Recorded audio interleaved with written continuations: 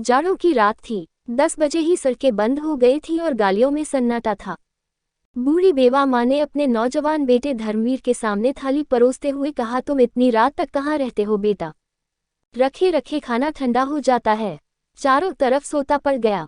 आग भी तो इतनी नहीं रहती कि इतनी रात तक बैठी तापती रहूं। धर्मवीर हृष्ट पुष्ट सुंदर नवयुवक था। थाली खींचता हुआ बोला, अभी तो 10 भी नहीं बजे अम्मा। यहाँ के मुर्दादिल आदमी सरे शाम ही सो जाए तो कोई क्या करे। यूरोप में लोग 12-1 बजे तक सैर सपाटे करते रहते हैं। जिंदगी के मजे उठाना कोई उनसे सीख ले। 1 बजे से पहले तो कोई सोता ही नहीं। माँ ने पूछा, तो 8-10 बजे सोकर उठते भी होंगे? धर्मवीर ने पहलू बचाकर कहा, नहीं, वह 6 बजे ही उठ बैठते हैं। हम लोग बहुत सोने के आदी हैं। 10 से 6 बजे तक 8 घंटे होते हैं। 24 में 8 घंटे आदमी सोए तो काम क्या करेगा? ये बिल्कुल गलत है कि आदमी को 8 घंटे सोना चाहिए। इंसान जितना कम सोए उतना ही अच्छा। हमारी सभा ने अपने नियमों में दाखिल कर लिया है कि मेंबरों को 3 घंटे से ज्यादा न सोना चाहिए। माँ इस सभा का जिक्र सुनते सुनते तंग आ गई थी।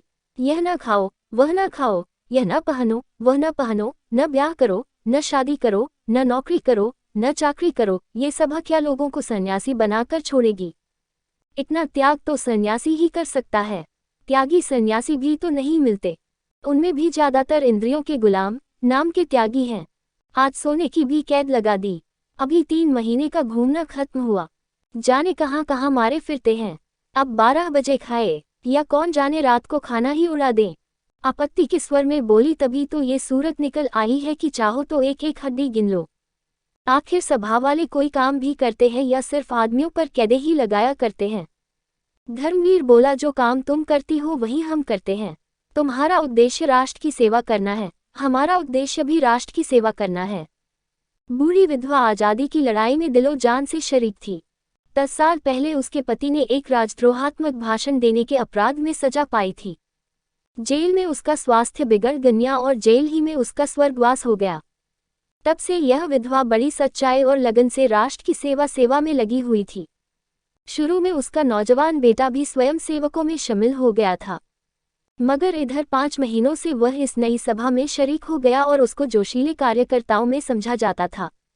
माँ ने संदेह के स्वर में पूछा, तो तुम्हारी सभा का कोई दफ्तर है? हाँ है। उसमें कितने मेंबर हैं? अभी तो सिर्फ 50 मेंबर हैं। वो 25 आदमी जो कुछ कर सकते हैं, वह तुम्हारे 25,000 भी नहीं कर सकते। देखो अम्मा, किसी से कहना मत, वरना सबसे पहले मेरी जान पर आफत आएगी। मुझे उम्मीद नहीं कि पिकेटिंग और जुलूसों से हमें आज़ादी हासिल हो सके। ये तो अपनी कमजोरी और बेबसी का साफ ऐलान है। झंडियाँ निकालकर और गीत गाकर कौमें नहीं आज़ाद हुआ करती। यहाँ के लोग अपनी अकल से काम नहीं लेते। एक आदमी ने कहा, यो स्वराज्य मिल जाएगा, बस आंखें बंद करके उसके पीछे हो लिए। वह आदमी गुमराह है और दूसरों को भी गुमराह कर रहा है। ये लोग दिल में इस ख्याल से खुश हो ले कि हम आज़ादी के करीब आते जाते हैं, मगर मुझे तो काम करने का ये ढंग बिल्कुल खेल सा मालूम होता है। लड़कों के रोने धोने और मचलने पर खिलौने और मिठाइयाँ मिला करती है, वही इन लोगों को मिल जाएगा। असली चीज़ तो तभी मिलेगी जब हम उसकी कीमत देने को तैयार होंगे। माँ ने कहा, उसकी कीमत क्या हम नहीं दे रहे हैं? हमारे लाखों आदमी जेल नहीं गए, हमने डंडे नहीं खाए, हमने अपनी जायदादें नहीं जब्त कराईं। धर्मवीर, इससे अंग्रेजों को क्या क्या नुकसान हुआ? वे हिंदुस्तान उसी वक्त छोड़ेंगे जब उन्हें यकीन हो जाएगा कि अब वे एक पल भर भी नहीं रह सकते। अगर आज हिंदुस्तान के 1000 अंग्रेज कत्ल कर दिए जाएं तो आज ही स्वराज्य मिल जाए। रूस इसी तरह आज़ाद हुआ, आयरलैंड भी इसी तरह आज़ाद हुआ, हिंदुस्तान भी इसी तरह आज़ाद होगा और कोई तरीका नहीं। हमें उनका खात्मा कर देना है। एक गोरे अफसर के कत्ल कर देने से हुकूमत पर जितना डर छा जाता है, उतना 1000 जुलूसों से मुमकिन नहीं। माँ सर से पांव तक कांपन उठी। उसे विधवा हुए 10 साल हो गए थे। यही लड़का उसकी जिंदगी का सहारा है। इसी को सीने से लगाए मेहनत मजदूरी करके अपने मुसीबत के दिन काट रही है। वह इस ख्याल से खुश थी कि यह 4 पैसे कमाएगा, घर में बहू आएगी, एक टुकड़ा खाऊंगी और पड़ी रहूंगी। आरजुओं के पतले पतले तिनकों से उसने एक किश्ती बनाई थी। उसी पर बैठकर जिंदगी के दरिया को पार कर रही थी। वह किश्ती अब उसे लहरों में झकोले खाती हुई मालूम हुई। उसे ऐसा महसूस हुआ कि वह किश्ती दरिया में डूबी जा रही है। उसने अपने सीने पर हाथ रखकर कहा, बेटा, तुम कैसी बातें कर रहे हो? क्या तुम समझते हो, अंग्रेजों को कत्ल कर देने से हम आज़ाद हो जाएंगे? हम अंग्रेजों के दुश्मन नहीं, हम इस राज्य प्रणाली के दुश्मन हैं। अगर यह राज्य प्रणाली हमारे भाई बंदों के ही हाथों में हो और उसका बहुत बड़ा हिस्सा है भी, तो हम उसका भी इसी तरह विरोध करेंगे। विदेश में तो कोई दूसरी कौम राज न करती थी, फिर भी रूस वालों ने उस हुकूमत का उखाड़ फेंका, तो उसका कारण यही था कि जार प्रजा की परवाह न करता था। अमीर लोग मजे उड़ाते थे, गरीबों को पीसा जाता था। ये बातें तुम मुझसे ज्यादा जानते हो। वही हाल हमारा है। देश की संपत्ति किसी न किसी बहाने निकलती चली जाती है और हम गरीब होते जाते हैं। हम इस अवैधानिक शासन को बदलना चाहते हैं। मैं तुम्हारे पैरों में पड़ती हूँ, इस सभा से अपना नाम कटवा लो। खामखा आग में न कूदो। मैं अपनी आंखों से ये दृश्य नहीं देखना चाहती कि तुम अदालत में खून के जुर्म में लाए जाओ। धर्मवीर पर इस विनती का कोई असर नहीं हुआ। बोला, इसका कोई डर नहीं, हमने इसके बारे में काफी एहतियात कर ली है। गिरफ्तार होना तो बेवकूफ़ी है। हम लोग ऐसी हिकमत से काम करना चाहते हैं कि कोई गिरफ्तार न हो। माँ के चेहरे पर अब डर की जगह शर्मिंदगी की झलक नजर आई। बोली, ये तो उससे भी बुरा है। बेगुनाह सजा पाएं और कातिल चैन से बैठे रहें। ये शर्मनाक हरकत है। मैं इसे कमीनापन समझती हूँ। किसी को छिपकर कत्ल करना दगाबाजी है, मगर अपने बदले बेगुनाह भाइयों को फंसा देना देशद्रोह है। इन बेगुनाहों का खून भी कातिल की गर्दन पर होगा। धर्मवीर ने अपनी माँ की परेशानी का मजा लेते हुए कहा, अम्मा, तुम इन बातों को नहीं समझती। तुम अपने धरने दिए जाओ, जुलूस निकाले जाओ। हम जो कुछ करते हैं हमें करने दो। गुनाह और सवाब, पाप और पुण्य, धर्म और अधर्म, यह निरर्थक शब्द है। जिस काम का तुम सापेक्ष समझती हो उसे मैं पुण्य समझता हूँ। तुम्हें कैसे समझाऊं कि यह सापेक्ष शब्द हैं? तुमने भगवद गीता तो पढ़ी है। कृष्ण भगवान ने साफ कहा है, मारने वाला मैं हूँ, जिलाने वाला मैं हूँ। आदमी न किसी को मार सकता है, न जिला सकता है। फिर कहाँ रहा तुम्हारा पाप? मुझे इस बात की क्यों शर्म हो कि मेरे बदले कोई दूसरा मुजरिम करार दिया गया? ये व्यक्तिगत लड़ाई नहीं, इंग्लैंड की सामूहिक शक्ति से युद्ध है। मैं मरूं या मेरे बदले कोई दूसरा मरे, इसमें कोई अंतर नहीं। जो आदमी राष्ट्र की ज्यादा सेवा कर सकता है, उसे जीवित रहने का ज्यादा अधिकार है। माँ आश्चर्य से लड़के का मुंह देखने लगी। उससे बहस करना बेकार था। अपनी दलीलों से वह उसे कायल न कर सकती थी। धर्मवीर खाना खाकर उठ गया, मगर वह ऐसी बैठी रही कि जैसे लकवा मार गया हो। उसने सोचा, कहीं ऐसा तो नहीं कि वह किसी का कत्ल कराया हो या कत्ल करने जा रहा हो। इस विचार से उसके शरीर की कपकपी आ गई। आम लोगों की तरह हत्या और खून के प्रति घृणा उसके शरीर के कण कण में भरी हुई थी। उसका अपना बेटा खून करे, इससे ज्यादा लज्जा, अपमान, घृणा की बात उसके लिए और क्या हो सकती थी? वह राष्ट्र सेवा की उस कसौटी पर जान देती थी जो त्याग, सदाचार, सच्चाई और साफदिली का वरदान है। उसकी आंखों में राष्ट्र का सेवक वह था जो नीच से नीच प्राणी का दिल भी न दुखाए, बल्कि जरूरत पड़ने पर खुशी से अपने को बलिदान कर दे। अहिंसा उसकी नैतिक भावनाओं का सबसे प्रधान अंग थी। अगर धर्मवीर किसी गरीब की हिमायत में गोली का निशाना बन जाता तो वह रोती जरूर, मगर गर्दन उठाकर। उसे गहरा शोक होता, शायद इस शोक में उसकी जान भी चली जाती, मगर इस शोक में गर्व मिला हुआ होता। लेकिन वह किसी का खून कर आए, यह एक भयानक पाप था, कलंक था। लड़के को रोके कैसे, यही सवाल उसके सामने था। वह ये नौबत हरगिज न आने देगी कि उसका बेटा खून के जुर्म में पकड़ा न जाए। उसे ये बर्दाश्त था कि उसके जुर्म की सजा बेगुनाहों को मिले। उसे ताज्जुब हो रहा था, लड़के में यह पागलपन आया क्यों कर? वह खाना खाने बैठी, मगर कौर गले से नीचे न जा सका। कोई जालिम हाथ धर्मवीर को उनकी गोद से छीन लेता है। वह उस हाथ को हटा देना चाहती थी। अपने जिगर के टुकड़े को वह एक क्षण के लिए भी अलग न करेगी। छाया की तरह उसके पीछे पीछे रहेगी। किसकी मजाल है जो उस लड़के को उसकी गोद से छीने? धर्मवीर बाहर के कमरे में सोया करता था। उसे ऐसा लगा कि कहीं वह न चला गया हो। फौरन उसके कमरे में आई। धर्मवीर के सामने दीवार पर दिया जल रहा था। वह एक किताब खोले पढ़ता पढ़ता सो गया था। किताब उसके सीने पर पड़ी थी। माँ ने वहीं बैठकर अनाथ की तरह बड़ी सच्चाई और विनय के साथ परमात्मा से प्रार्थना की कि लड़के का हृदय परिवर्तन कर दे। उसके चेहरे पर अब भी वही भोलापन, वही मासूमियत थी जो 15-20 साल पहले नजर आती थी। तर्कशता या कठोरता का कोई चिह्न न था। माँ की सिद्धांतपरता एक क्षण के लिए ममता के आंचल में छिप गई। माँ ने हृदय से बेटे की हार्दिक भावनाओं को देखा। इस नौजवान के दिल में सेवा की कितनी उन्मग है, कौम का कितना दर्द है, पीड़ितों से कितनी सहानुभूति है। अगर इसमें बूढ़ों की सी सूझबूझ, धीमी चाल और धैर्य है तो इसका क्या कारण है। जो व्यक्ति प्राण जैसी प्रिय वस्तु को बलिदान करने के लिए तत्पर हो, उसकी तड़प और जलन का कौन अंदाजा कर सकता है। काश ये जोश, ये दर्द हिंसा के पंजे से निकल सकता तो जागरण की प्रगति कितनी तेज हो जाती। माँ की आहट पाकर धर्मवीर चौंक पड़ा और किताब संभालता हुआ बोला, तुम कब आ गई अम्मा? मुझे तो जाने कब नींद आ गई। माँ ने दीवट को दूर हटाकर कहा, चारपाई के पास दिया रखकर न सोया करो, इससे कभी कभी दुर्घटनाएं हो जाया करती हैं। और क्या सारी रात पढ़ते ही रहोगे? आधी रात तो हुई, आराम से सो जाओ। मैं भी यहीं लेटी जाती हूँ, मुझे अंदर न जाने क्यों डर लगता है। धर्मवीर, तो मैं एक चारपाई लाकर डाले देता हूँ। नहीं, मैं यही जमीन पर लेट जाती हूँ। वाह, मैं चारपाई पर लेटूं और तू जमीन पर पड़ी रहो। तुम चारपाई पर आ जाओ। चल, मैं चारपाई पर लेटूं और तू जमीन पर पड़ा रहे, ये तो नहीं हो सकता। मैं चारपाई लिए आता हूँ, नहीं तो मैं भी अंदर ही लेटता हूँ। आज आप डरी क्यों? तुम्हारी बातों ने डरा दिया। तू मुझे भी क्यों अपनी सभा में नहीं शरीक कर लेता? धर्मवीर ने कोई जवाब नहीं दिया। बिस्तर और चारपाई उठाकर अंदर वाले कमरे में चला। माँ आगे आगे चिराग दिखाती हुई चली।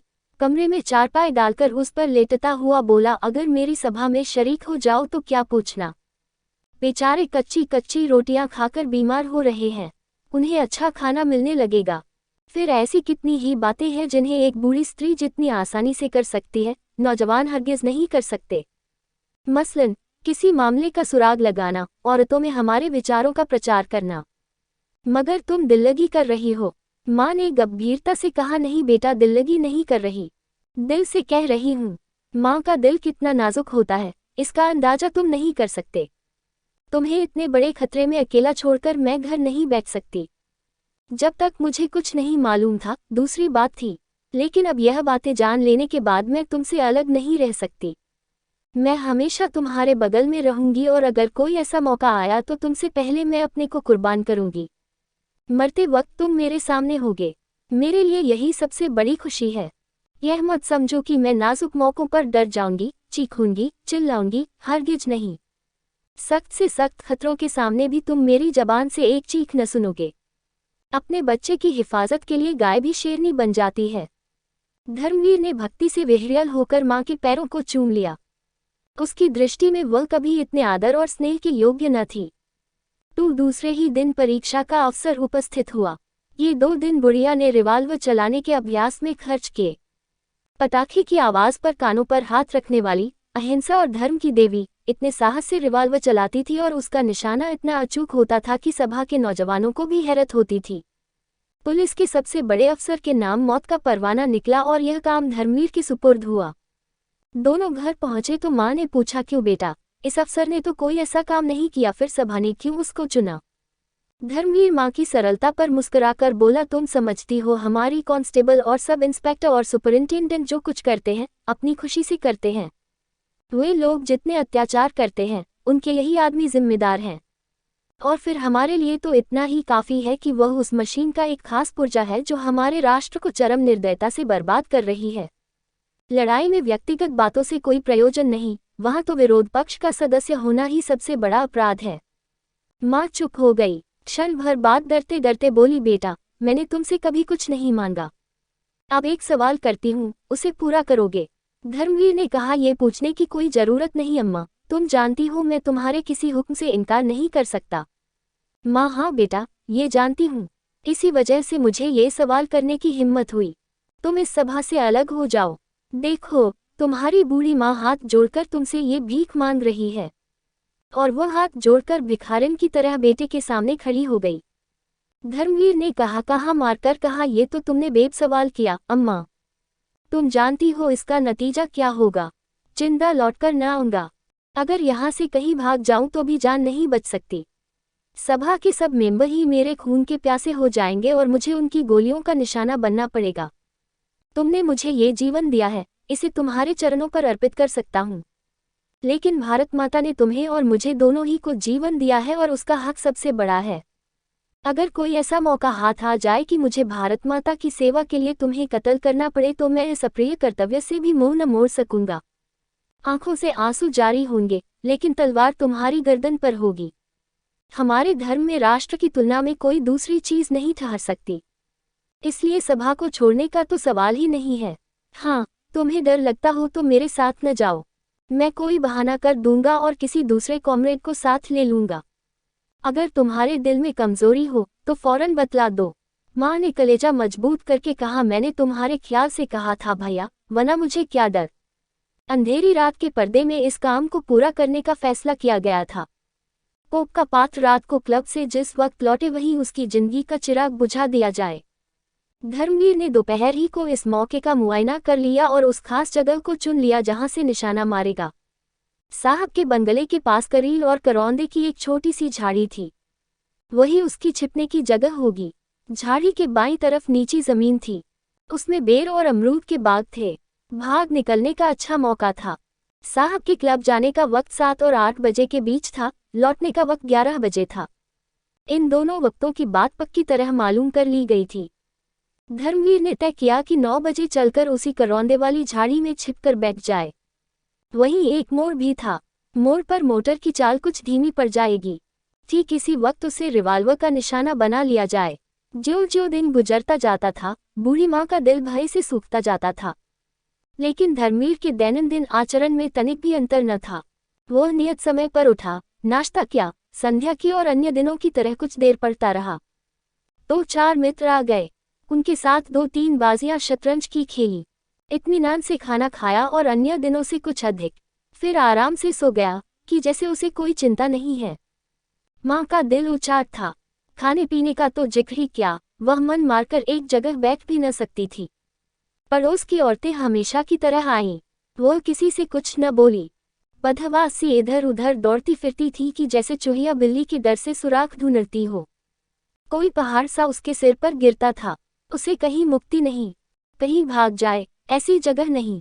वे घिसे पिटे दार्शनिक विचार जिनसे अब तक उसे सांत्वना मिलती थी, भाग्य, पुनर्जन्म, भगवान की मर्जी, वे सब इस भयानक विपत्ति के सामने व्यर्थ जान पड़ते थे।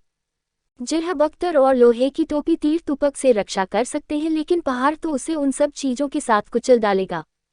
उसके दिलो दिमाग बेकार होते जाते थे। अगर कोई भाव शेष था तो वह भय था। मगर शाम होते होते उसके हृदय पर एक शांति सी छा गई। उसके अंदर एक ताकत पैदा हुई जिसे मजबूरी की ताकत कह सकते हैं।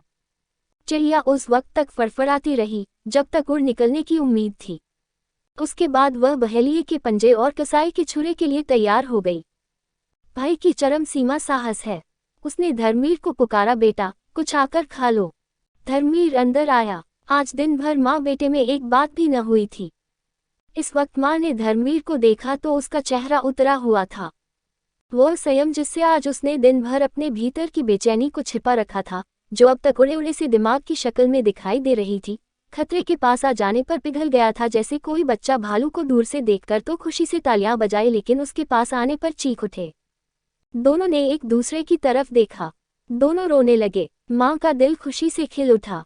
उसने आंचल से धर्मवीर के आंसू पोंछते हुए कहा, चलो बेटा यहाँ से कहीं भाग चलें।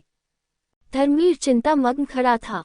माँ ने फिर कहा, किसी से कुछ कहने की जरूरत नहीं, यहाँ से बाहर निकल जायम जिसमें किसी को खबर भी न हो। राष्ट्र की सेवा करने के और भी बहुत से रास्ते हैं।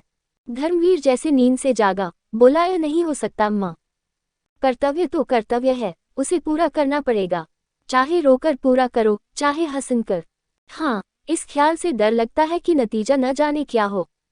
मुमकिन है निशाना चूक जाए और गिरफ्तार हो जाऊं या उसकी गोली का निशाना बनूं। लेकिन खैर, जो हो सो हो, मर भी जाएंगे तो नाम तो छोड़ जाएंगे।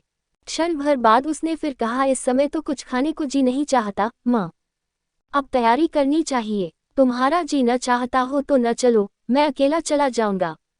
माँ ने शिकायत के स्वर में कहा, मुझे अपनी जान इतनी प्यारी नहीं है बेटा, मेरी जान तो तुम हो। तुम्हें देखकर जीती थी, तुम्हें छोड़कर मेरी जिंदगी और मौत दोनों बराबर हैं, बल्कि मौत जिंदगी से अच्छी है। धर्मवीर ने कुछ जवाब न दिया। दोनों अपनी अपनी तैयारियों में लग गए। माँ की तैयारी ही क्या थी, एक बार ईश्वर का ध्यान किया, रिवाल्वर लिया और चलने को तैयार हो गई। धर्मवीर का अपनी डायरी लिखनी थी। वह डायरी लिखने बैठा तो भावनाओं का एक सागर सा उमड़ पड़ा। ये प्रवाह, विचारों की यह स्फूर्ति उसके लिए नई चीज थी, जैसे दिल में कहीं सोता खुल गया हो। इंसान लाफानी है, अमर है, यही उस विचार प्रवाह का विषय था। आरभ एक दर्दनाक अलविदा से हुआ, रुखसत। ए दुनिया की दिलचस्पियों, रुखसत। ए जिंदगी की बहारों, रुखसत। ए मीठे जख्मों, रुखसत। देश भाइयों, अपने इस आहत और अभागे सेवक के लिए भगवान से प्रार्थना करना। जिंदगी बहुत प्यारी चीज है, इसका तजुर्बा हुआ। आह, वही दुख दर्द के नश्तर, वही हसरतें और मायूसियां जिन्होंने जिंदगी को कदुआ बना रखा था, इस समय जीवन की सबसे बड़ी पूंजी हैं।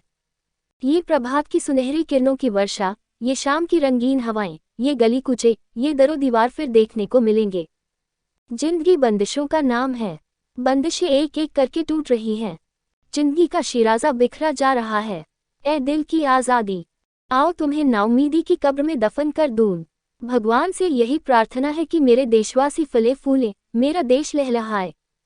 कोई बात नहीं, हम क्या और हमारी हस्ती ही क्या, मगर गुलशन बुलबुलों से खाली न रहेगा। मेरी अपने भाइयों से इतनी ही विनती है कि जिस समय आप आज़ादी के गीत गाएं तो इस गरीब की भलाई से लिए दुआ करके उसे याद कर लें। डायरी बंद करके उसने एक लंबी सांस खींची और उठ खड़ा हुआ। कपड़े पहने एक रिवाल्वर जेब में रखा और बोला, अब तो वक्त हो गया अम्मा। माँ ने कुछ जवाब न दिया। घर संभालने की किसे परवाह थी, जो चीज जहाँ पड़ी थी वहीं पड़ी रही। यहाँ तक कि दिया भी न बुझाया गया। दोनों खामोश घर से निकले, एक मर्दानगी के साथ कदम उठाता, दूसरी चिंतित और शोकमग्न और बेबसी के बोझ से झुकी हुई। रास्ते में भी शब्दों का विनिमय न हुआ। दोनों भाग्यलिपि की तरह अटल, मौन और तत्पर थे। गद्यांश तेजस्वी, बलवान पुनीत कर्म की प्रेरणा, पद्यांश दर्द, आवेश और विनती से कांपता हुआ। झाड़ी में पहुंचकर दोनों चुपचाप बैठ गए। कोई आध घंटे के बाद साहब की मोटर निकली। धर्मवीर ने गौर से देखा। मोटर की चाल धीमी थी। साहब और लेडी बैठे थे। निशाना अचूक था। धर्मवीर ने जेब से रिवाल्वर निकाला। माँ ने उसका हाथ पकड़ लिया और मोटर आगे निकल आई। धर्मवीर ने कहा, ये तुमने क्या किया अम्मा? ऐसा सुनहरा मौका फिर हाथ न आएगा। माँ ने कहा, मोटर में मेम भी थी, कहीं मेम को गोली लग जाती तो क्या बात थी? हमारे धर्म में नाग, नागिन और सपोले में कोई भी अंतर नहीं। माँ ने घृणा भरे स्वर में कहा, तो तुम्हारा धर्म जंगली जानवरों और वहशियों का है, जो लड़ाई के बुनियादी उसूलों की भी परवाह नहीं करता। स्त्री हर एक धर्म में निर्दोष समझी गई है, यहाँ तक कि वहशी भी उसका आदर करते हैं। वापसी के समय हरगिज न छोड़ूंगा। मेरे जीते जी तुम स्त्री पर हाथ नहीं उठा सकते। मैं इस मामले में तुम्हारी पाबंदियों का गुलाम नहीं हो सकता। माँ ने कुछ जवाब न दिया। इस नामर्दों जैसी बात से उसकी ममता टुकड़े टुकड़े हो गई। मुश्किल से 20 मिनट बीते होंगे कि वही मोटर दूसरी तरफ से आती दिखाई पड़ी। धर्मवीर ने मोटर को गौर से देखा और उछलकर बोला, लो अम्मा, अब की बार साहब अकेला है, तुम भी मेरे साथ निशाना लगाना। माँ ने लपककर धर्मवीर का हाथ पकड़ लिया और पागलों की तरह जोर लगाकर उसका रिवाल्वर छीनने लगा। धर्मवीर ने उसको एक धक्का देकर गिरा दिया और एक कदम रिवाल्वर साधा। एक सेकंड में माँ उठी। उसी वक्त गोली चली। मोटर आगे निकल गई, मगर माँ जमीन पर तड़प रही थी। धर्मवीर रिवाल्वर फेंककर माँ के पास गया और घबराकर बोला, अम्मा, क्या हुआ? फिर यकायक इस शोक भरी घटना की प्रतीति उसके अंदर चमक उठी। वह अपनी प्यारी माँ का कातिल है। उसके स्वभाव की सारी कठोरता और तेजी और गर्मी बुझ गई। आंसुओं की बढ़ती हुई थरथरी को अनुभव करता हुआ वह नीचे झुका और माँ के चेहरे की तरफ आंसुओं में लिपटी हुई शर्मिंदगी से देखकर बोला, यह क्या हो गया अम्मा? हाय, तुम कुछ बोलती क्यों नहीं? ये कैसे हो गया? अंधेरे में कुछ नजर भी तो नहीं आता। कहाँ गोली लगी? कुछ तो बताओ। आह, इस बदनसीब के हाथों तुम्हारी मौत लिखी थी। जिसको तुमने गोद में पाला उसी ने तुम्हारा खून किया। किसको बुलाऊं? कोई नजर भी तो नहीं आता। माँ ने डूबती हुई आवाज में कहा, मेरा जन्म सफल हो गया बेटा। तुम्हारे हाथों मेरी मिट्टी उठेगी। तुम्हारी गोद में मर रही हूँ। छाती में घाव लगा है। जो तुमने गोली चलाई, मैं तुम्हारे सामने खड़ी हो गई। अब नहीं बोला जाता, परमात्मा तुम्हें खुश रखे। मेरी यही दुआ है। मैं और क्या करती बेटा? माँ की आबरू तुम्हारे हाथ में है। मैं तो चली। क्षण भर बाद उस अंधेरे सन्नाटे में धर्मवीर अपनी प्यारी माँ के नीमजान शरीर को गोद में लिए घर चला तो उसके ठंडे तलुओं से अपनी आंसू भरी आंखें रगड़कर आत्मिक आह्लाद से भरी हुई दर्द की टीस अनुभव कर रहा था।